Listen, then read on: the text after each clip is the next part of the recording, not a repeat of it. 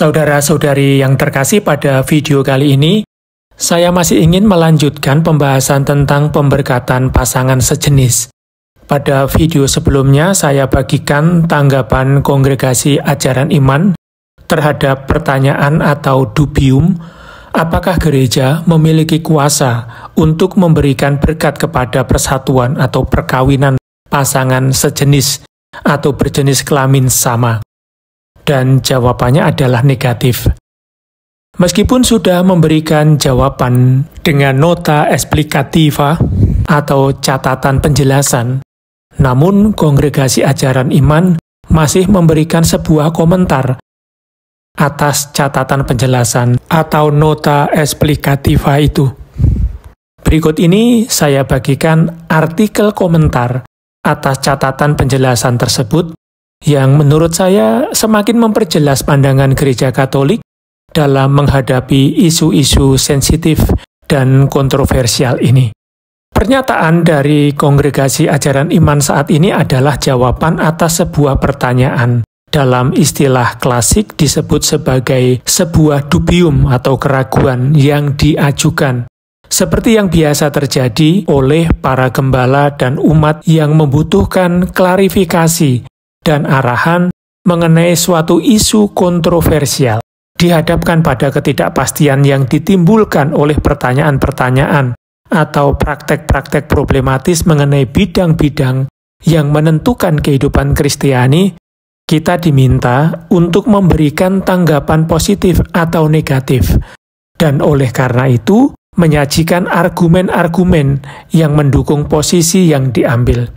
Tujuan dari intervensi ini adalah untuk mendukung gereja universal dalam menanggapi kebutuhan Injil dengan lebih baik, menyelesaikan kontroversi, dan meningkatkan persekutuan yang sehat di antara umat suci Allah.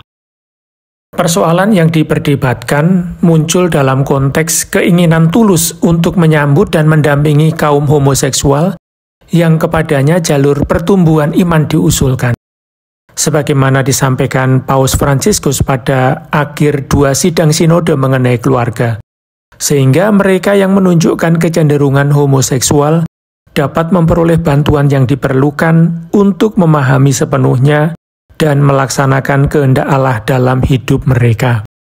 Ini merupakan sebuah undangan untuk menilai dengan kebijaksanaan yang tepat rencana dan usulan pastoral yang diajukan, diantaranya usulan untuk memberikan berkat bagi persatuan sesama jenis. Oleh karena itu timbul pertanyaan, apakah gereja mempunyai kuasa untuk memberikan berkatnya? Demikianlah rumusan yang terkandung dalam Quaesitum. Dalam jawaban atau responsum ad dubium, mendapatkan penjelasan dan alasannya dalam nota explicativa dari Kongregasi Ajaran Iman tertanggal 22 Februari 2021 yang disetujui oleh Paus Fransiskus sendiri untuk dipublikasikan. Catatan ini berpusat pada perbedaan mendasar dan tegas antara persona atau pribadi sebagai manusia dan penyatuan dua pribadi, sehingga penilaian negatif terhadap pemberkatan hubungan sesama jenis tidak serta-merta menimbulkan penghakiman terhadap pribadi-pribadi manusia. Yang pertama dan yang terpenting adalah pribadi manusia. Berhubungan dengan apa yang dinyatakan dalam nomor 4 dari beberapa pertimbangan berkenaan dengan usulan untuk memberikan pengakuan resmi bagi penyatuan atau perkawinan antara orang-orang homoseksual yang dikeluarkan oleh kongregasi yang sama dan yang sudah disampaikan oleh Katekismus Gereja Katolik sebagai berikut. Menurut ajaran gereja, pria dan wanita dengan kecenderungan homoseksual harus disambut dengan rasa hormat, kasih sayang, kelembutan. Dalam hal ini, segala bentuk diskriminasi yang tidak adil harus dihindari. Pengajaran tersebut disampaikan lagi dalam nota explicativa atau catatan penjelasan. Mengenai penyatuan atau perkawinan sesama jenis, jawaban atas dubium menyatakan terlarang segala bentuk pemberkatan yang cenderung mengakui perkawinan mereka. Ketidakabsahan yang disampaikan dalam nota explicativa memiliki 3 rangkap alasan yang berkaitan satu sama lain. Yang pertama berkaitan dengan sebuah kebenaran mengenai hakikat pemberkatan yang termasuk dalam kategori sakramentali, yakni tindakan liturgis gereja yang memerlukan kesesuaian hidup dengan apa yang dimaksudkan dan dihasilkan. Makna dan akibat rahmat yang diungkapkan dalam nota tersebut secara ringkas. Oleh karena itu, pemberkatan dalam hubungan antar manusia mensyaratkan adanya perintah untuk menerima dan mengungkapkan kebaikan yang diucapkan dan diberikan kepadanya. Lalu yang kedua, tuntutan yang menjadikan seseorang layak untuk menerima karunia itu diberikan oleh rancangan Allah yang tersurat dalam ciptaan dan diwahyukan sepenuhnya oleh Kristus Tuhan. Rancangan yang tidak menanggapi hubungan atau bahkan kemitraan yang stabil yang melibatkan aktivitas seksual di luar pernikahan, seperti halnya persatuan antara orang-orang yang berjenis kelamin sama, yaitu di luar persatuan yang tak terpisahkan antara seorang pria dan seorang wanita yang terbuka pada penerusan hidup atau prokreasi.